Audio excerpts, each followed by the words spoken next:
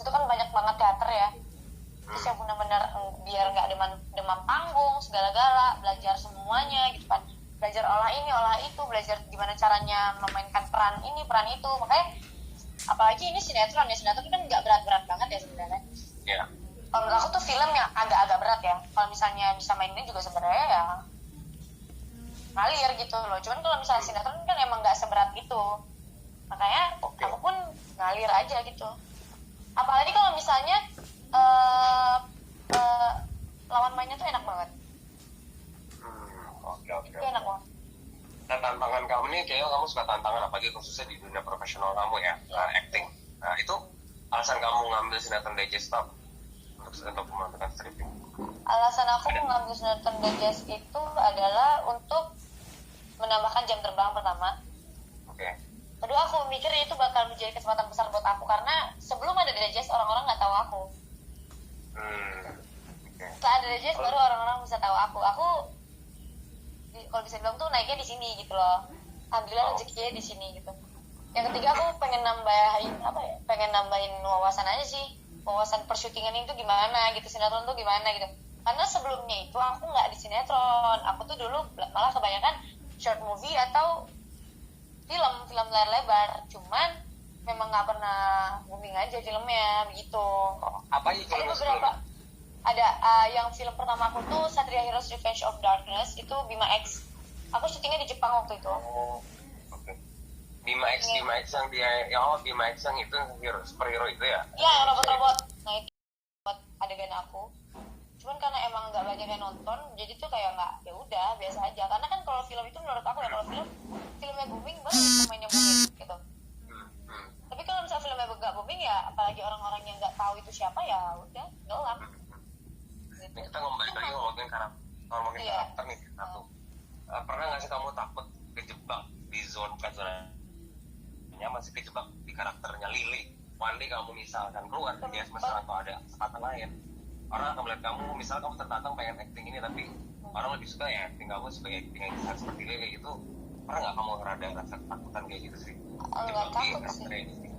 Nggak takut sih, soalnya kayak ya udah, kalau emang orang-orang sukanya aku dengan yang kayak gitu. Misalnya kan banyak kayak artis yang kayak misalnya dipakai di satu project dengan dia antagonis, di lain project pun dia antagonis terus, karena memang udah orang-orang sukanya dia begitu. Kalau misalnya memang orang-orang sukanya aku begitu ya fine gitu. Cuman alhamdulillah di sini pun aku udah pernah baik, udah pernah jahat gitu.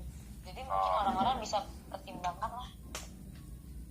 Oke. Coba yang ngomong media belum nanya. Oke, pertanyaan dulu. Teman-teman media silakan open mic kalau mau nanya ke Ratu. Silakan. Ada yang mau bertanya? Teman-teman media yang mau bertanya sama Ratu? Oke, Ratu. Kita lanjut lagi nih, berarti belum. Tadi kita ngomongin acting ya. Kayaknya kamu emang ini banget ya. Udah mendalami banget di acting. Emang kamu berarti dari dulu kamu bisa nonton, oke, gue mau jadi aktris. Iya, karena aku emang dari kecil ada niatan buat pengen banget bisa ada di dunia seni peran gitu. Nah itu pemicunya tuh apa? Atau siapa yang juga kamu pengen jadi seorang aktris? Ada nggak satu role? Bukan kamu juga? Iya, benar-benar suka banget kalau anaknya bisa ada di entertain gitu. Emang dari kecil pun aku memang pengen jadi artis gitu loh. Waktu kecil kan suka ngomong kayak gitu.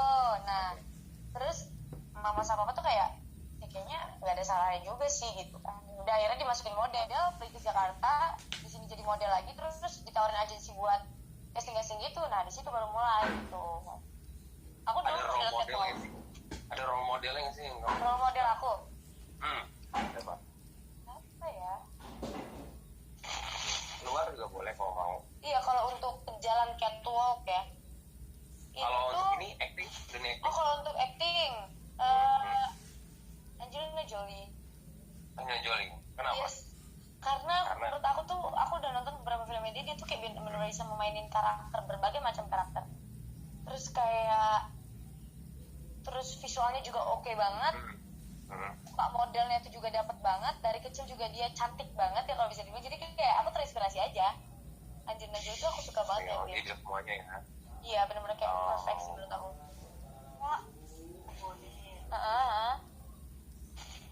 Kedengeran nggak? kedengeran. Terus lanjut ya. merancang tokoh baik-baik juga, terus kemudian teater juga, kemon juga, gitu kan. Nah, terus kan Ratu kepengen eksis terus di dunia entertain. Yang saya ingin tanyakan sih pertama, terus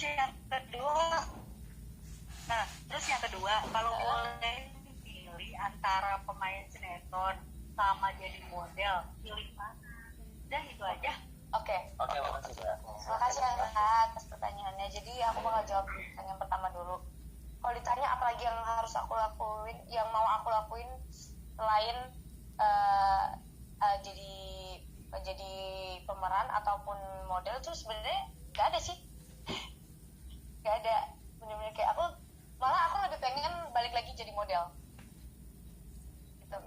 Aku pengen banget bisa jadi model catwalk lagi, karena apalagi sekarang aku udah lumayan dewasa gitu kan, maksudnya bisa ikut Putri Indonesia ataupun apa gitu kan, ya beauty pageant gitu. Aku pengen banget ikut itu jujur. Dan kalau misalnya untuk jadi penyanyi kayaknya enggak deh, aku nggak bagus suaranya. Terus kalau bisa disuruh, kalau punya target di beauty pageant, iya itu beauty pageant sih, aku pengen, target aku tuh si itu. Sekarang kan menurut aku masih 17 tahun ya, mungkin nanti 18 ataupun 19 bisa ikut Putri Indonesia ataupun Miss Celebrity dulu awalnya, Miss Celebrity ataupun apa ya, pokoknya intinya beauty pageant aja deh gitu. Ya, yang mengasah bukan sebagai kecantikan ya, tapi ilmu dan lain-lain. Iya, ilmu gitu. Terus kalau misalnya ditanya pengen jadi sutradara apa enggak pengen. Karena aku ngeliatnya kayak udah puyeng banget, aduh enggak deh. Aku orang nggak mau puyeng banget itu masih jadi sutradara sepusing itu. Aku aja ngeliat orang di sini yang tim 1, tim 2, tim 3 tuh sutradara kan beda-beda ya. Aku ngeliatnya kayak, mereka puyengnya kayak gimana nih, bikin naskah, mikirin ini, anaknya banyak banget di sini. Gitu kan, kayak aduh gak deh. Apalagi sutradara film layar lebar, aduh emang harus cerdas untuk menghitung sesuatu yang menurut aku timingnya harus pas, apapun harus pas gitu loh kalau jadi sutradara, karena itu sebuah karya yang kalian lakukan gitu, sebuah karya. Jadi kalau misalnya ada kurang dikit tuh kayak pasti nggak seneng dong hati kita tuh, kayak ya ada kurang nih gitu. Jadi kayak daripada puyeng mendingan jadi sutradara. Oh, berarti Ratu orangnya yang suka simple. Iya, simpel aja udah lah, yang ada di diri aku aja gue keluarin aja gitu. Kalau mau belajar jadi sutradara sedikit banget. Oke. Untuk pertanyaan yang kedua, Mas Wahyu. Tadi ada Wahyu, Ratu dari Singgalang, 2 tahun di dunia teater. Kita buat teater yang dibawa ke sinetron. Ada nggak sih yang kamu praktekkan di stripping ini di DJS ilmu teater? ada actingnya kan, acting teaternya kan. Betul. Ada, itu adalah ketika aku lagi marah, kemudian aku bisa nangis. Itu yang selalu diajarkan di teater dari dulu, nggak pernah berhenti setiap hari itu pasti diajarkan, karena itu nggak terlalu gampang ya, itu agak-agak, itu benar-benar main perasaan banget, main tempo, semua harus dimainin. Dan itu aku malah sering kalau misalnya lagi marah, emosi, keluar air mata yang benar-benar sampai merah mukanya, itu sering aku adain di The Jets. Mungkin kalau misalnya ngelihat cuplikan ada scene golden scene, itu aku sering ngeluarin itu sih di golden scene.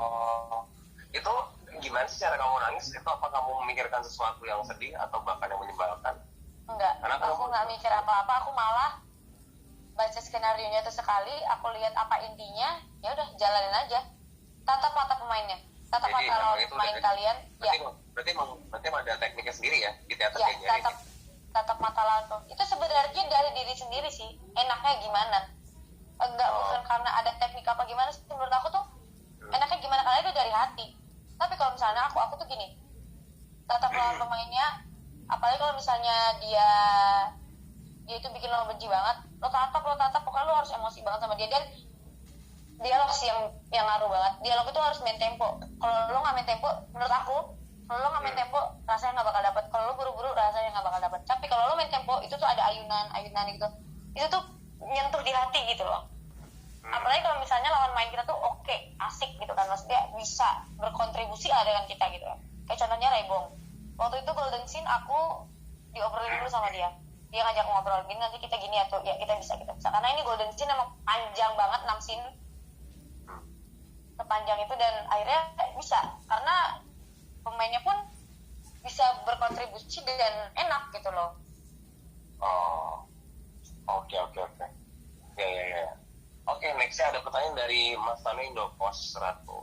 Oke, tadi kan sempat dibahas ya Pak Ratu kan, dan dia pengen dikenal. Nah, secara acting apa? Nah, tapi kalau sekarang dari sisi acting kamu di DJS tuh dari sisi profesional dapat apa aja sih yang kamu kontribusi apa yang apa impact yang kamu dapetin dengan berperan sebagai Lily di DJS? Satu, kedua, pernah jenuh nggak sih, karena kan ini udah jalan berapa ya, udah 2 tahun ya DJS? 2 tahun ya kan 2 tahun.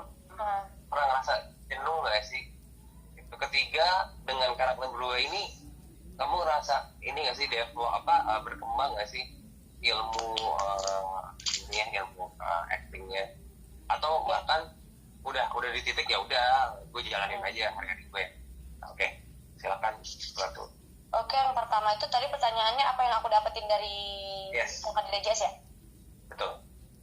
Pertama itu yang aku dapetin bukan cuma karena sebenarnya kita ini pun syuting itu adalah mencari ilmu juga ya, mencari wawasan, nambahin wawasan dari saudara ini, saudara itu, saudara itu kan. Banyak ilmu juga aku dapat dari saudara pertama, saudara kedua, saudara ketiga gitu kan. Terus yang aku dapetin di sini juga gimana caranya memainkan sebuah karakter juga aku dapat. Mungkin sebelum take itu mungkin biasa ada masukan dari saudara. Terus yang ketiga itu di sini aku bisa dapat banyak banget model, aku bisa mengenal banyak banget model orang, bisa mengenal banyak banget karakter orang yang oh ini dia gini, oh ini dia gini, oh ini. Karena sebelum aku syuting di sini aku tuh benar-benar anak rumahan banget dan nggak tahu dunia luar. Selama syuting di DJS ini aku benar-benar 2 tahun di lokasi yang orangnya tuh berbagai macam bentuk.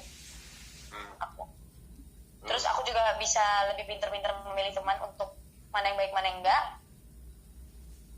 Udah sih itu aja sih yang maksudnya banyak yang lain, cuman ya kayak ya udah itu. Jenuh pernah ngerasa jenuh nggak dengan rutinitas sehari-hari?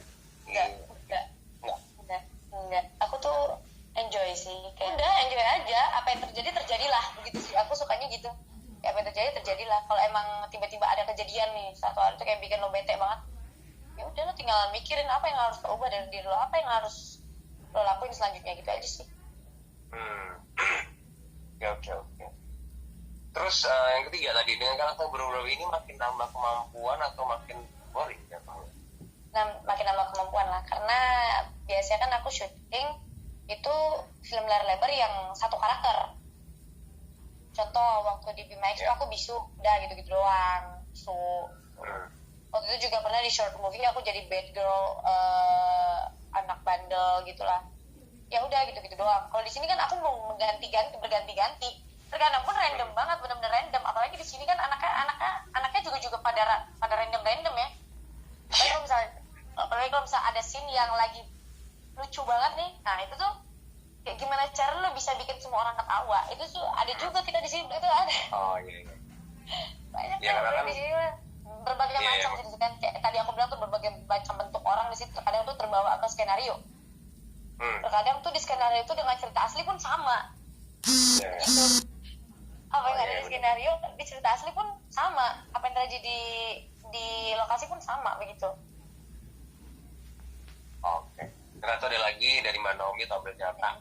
Kita balik lagi ke karakter Lily ya. Tadi kan ngebahas soal bagaimana sekarang chemistry kamu dengan bintang pemeran Jumi, karena kabarnya Lily sudah putus dengan Jumi. Padahal banyak banget penonton DJS yang baper yang tadi ngebahas dengan peran Ratu dan bintang saat jadi pasangan. Sekarang tuh Cumi jadi jahat. Semenjak putus sama aku dia jadi jahat, jadi emosian, jadi kasar banget sama siapapun yang ada di dekat dia. Jangankan cewek, cowok aja dikasarin sama dia, benar-benar kayak out of control banget. Cumi ya benar-benar out of control banget, benar-benar gak mikir apapun yang terjadi gitu. Dia emosi banget sekarang. karena seorang Lily ini loh yang udah nyakitin hatinya dia lah kayak gitu notabene-nya. Dan sekarang itu ada cerita di mana aku itu yang ngejar-ngejar Cumi karena Cumi udah benci banget sama aku, jadi aku berusaha untuk bikin Cumi sayang lagi sama aku, padahal mungkin sebenarnya Cumi itu masih sayang sama aku, cuma dia sakit hati, makanya dia akhirnya melampiaskan semua itu ke orang-orang gitu. Kalau bisa dibilang sih apa ya, chemistry aku sama dia masih baik-baik aja. Aku tuh kayak ya udah kalau emang ada scene romantis ya lo romantis, kalau enggak ya enggak gitu. Cukup bikin penonton baper itu aja udah bikin kita senang banget, karena cuman sekedar gimana sih rasanya lo dekat sama cowok gitu aja sih, cara bikin chemistry-nya itu ya udah itu yang harus lo lakuin sama bintang gitu. Aku sih gitu sih. Jadi kayak udah Naomi mudah-mudahan kejawab. Iya sih, penting ini aja sih apa mungkin karena kamu juga udah kenal sama bintang jadi udah saling tahu dan iya udah saling tahu sama lain. Cuman kan sekarang memang di sini skenario nya lagi aku lagi sama bintang lagi clash kan, dan jarang satu scene juga, jarang satu scene bareng. Jadi mungkin nggak tahu, tinggal nanti skenario yang menentukan gimana nya lanjutan Cumi Lili ini. Kalau emang nggak ada ya udah nggak dilanjutin lagi chemistry-nya, mungkin kan gitu. Karena kan kita nggak beneran itu kan tonton terus buat aja deh. Skenario doang. Iya, pokoknya nonton terus aja deh. Iya. Ya karena kan di Jazz ini banyak ya pasangan-pasangannya yang jadi jago-jagoannya ya, bukan cuma satu pasang ya, bukan Joko Maulan doang, tapi ada beberapa jadi pasangan yang bikin netizen baper. Oke, ini ada pertanyaan dari Mas Indra Tablet Bintang. Ratu punya 2 juta pengikut Instagram, bagaimana membuat supaya fans tetap setia dan tidak berpaling dari Ratu? Lalu apa sih manfaat besar Instagram buat seorang Ratu? Oke, jadi 2 juta followers itu banyak banget ya. Dan caranya itu adalah aku tuh sering banget live, entah itu di Instagram, entah itu di aplikasi-aplikasi lainnya gitu. Jadi yang kayak benar-benar mereka ngeliat keseharian aku gimana. Terkadang aku juga melakukan fans itu sebagai teman aku. Aku kadang suka curhat sama mereka. Apalagi kalau misalnya aku lagi live di sebuah aplikasi yang penontonnya dikit. Misalnya penontonnya cuma 400 orang. Nah itu terkadang aku suka open pengecurhatan gitu kalau bisa dibilang dengan fans aku gitu kan. Kayak suka cerita ya guys. Iya guys, tadi aku gini guys, aku lagi bete guys hari ini guys, gitu-gitu. Jadi mereka pun merasa terhibur dengan wah ini Ratu lagi bete nih gitu kan. Ratu lagi gini nih. Terkadang pun aku kadang suka ngejailin fans dengan cara aku lagi dekat sama cowok loh gitu. Tapi aku nggak ngasih tahu orangnya siapa. Jadi apapun yang terjadi dalam diri aku nih, aku pasti ceritain ke fans, tapi tanpa menyebutkan satu pihak pun, gitu. Jadi biar mereka pun kepo dan mereka pun bersemangat gitu untuk mencari tahu nih siapa ini cowok gitu loh. Aku kadang suka ngomong ada yang deketin aku loh gitu. Terus mereka kayak seneng gitu. Oh iya gitu. Jadi kayak aku jadi sebagai teman aja kadang di live gitu. Terus tadi pertanyaannya apa? Manfaat besar Instagram buat seorang Ratu. Oh ya, manfaat besar seorang Instagram. Manfaat besar seorang Instagram terhadap Ratu. Apa sih manfaat besar Instagram kepada seorang Ratu Safia? Yes. Nah, jadi banyak sih manfaatnya. Pertama, bukan Instagram tuh benar-benar ngaruh banget di karir ya.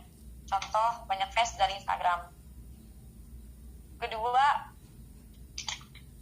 we earn money. Oh ya pastilah.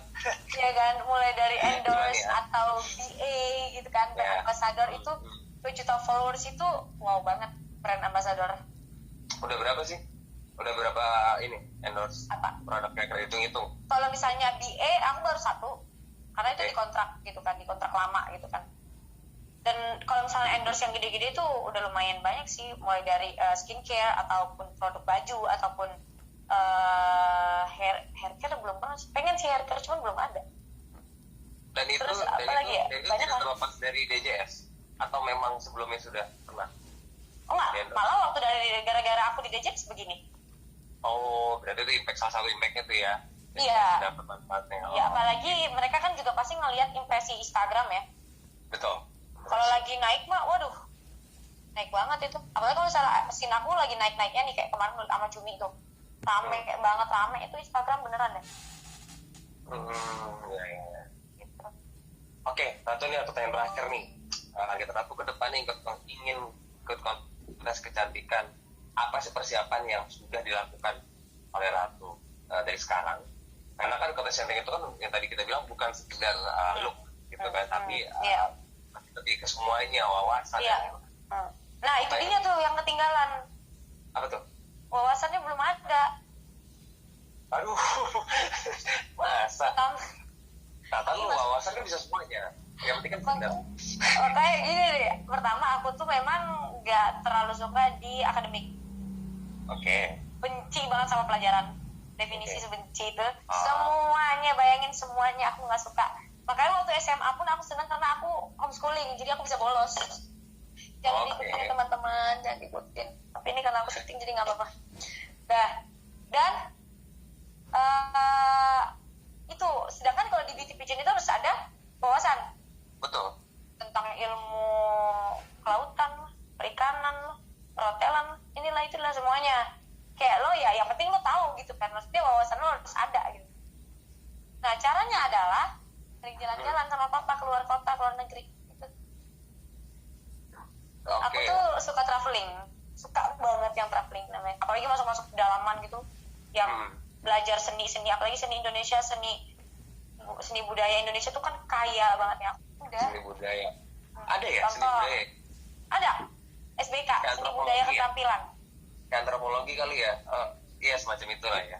Lihat, terus seni budaya tarian ini itu bla bla bla bla bla bla.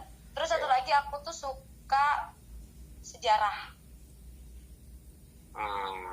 Itu doang sih yang suka. Jujur bahasa Inggris aja aku kurang suka karena kayak bodo amat lah, capek. Begitu. Bikin shock berat gitu loh, kayak baca sejarah kan kadang bikin shock gitu ya, kayak ini apa sih gitu kan. Terus aku sukanya tuh yang bikin karya gitu-gitu. Waktu itu aku kenal waktu di sekolah bikin tanah liat gitu loh. Sampai sekarang aku tuh pengen banget beli alatnya tapi nggak tahu beli di mana. Yang diputar itu ya? Iya, yang diputar. Terus memakan banyak listrik, jadi nanti daripada diomelin mending nggak usah. Kan ada manualnya, bikin jod pisang. Pegel kali ya tuh. Iya. Manual. Oke, tutup media. Ini udah pertanyaan terakhir. Ada mau tanya lagi sebelum kita tutup sesi ini? Oke nih, Ratu, ada pertanyaan dari Mas Ria nih. Pertanyaan penutup aja sih. Dari aku, kamu kan pakai baju Guns N' Roses. Apakah kamu salah satu fansnya atau memang kebetulan ada baju itu aja? Ini dibeliin mantan. I see. Bukan sih, karena aku emang suka pakai baju kaos dan kebetulan ini hitam. Oke. Ya aku suka pakai, bukan karena aku suka Guns N' Roses ya, aku aja nggak tahu itu apa. Wah, jangan gitu lah Ratu. Masa nggak tahu Guns N' Roses? Iya, tahunya itu band kan? Betul. Band, tapi aku nggak tahu lagu-lagunya. Maksudnya kayak baru tahu waktu di DJS doang, karena teman-teman banyak yang ngomongin Guns N' Roses, aku kayak pastilah kru-kru kan maksudnya. Iya, aku kayak kenapa Guns N' Roses itu band. Karena aku nggak terlalu suka sama yang lagu-lagu. Karena kamu angkatan Ed Sheeran sama Rihanna ya? Oh iya, angkatan Shawn Mendes saya. Shawn Mendes, iya. Shawn Mendes, karena Shawn Mendes kan suami saya ya, jadi saya tahu. Gitu ya, berarti sampai Kamel Tadelo berarti ya? Oh iya. Iya, jadi pelakor kan tuh jadinya kan gue lagi. Oke, Ratu, makasih atas waktunya ya. Iya Kak, sama-sama. Sampai ketemu di meet and greet ya besok ya berarti. Iya, besok ya. Oke, dadah. Oke, Assalamualaikum semuanya.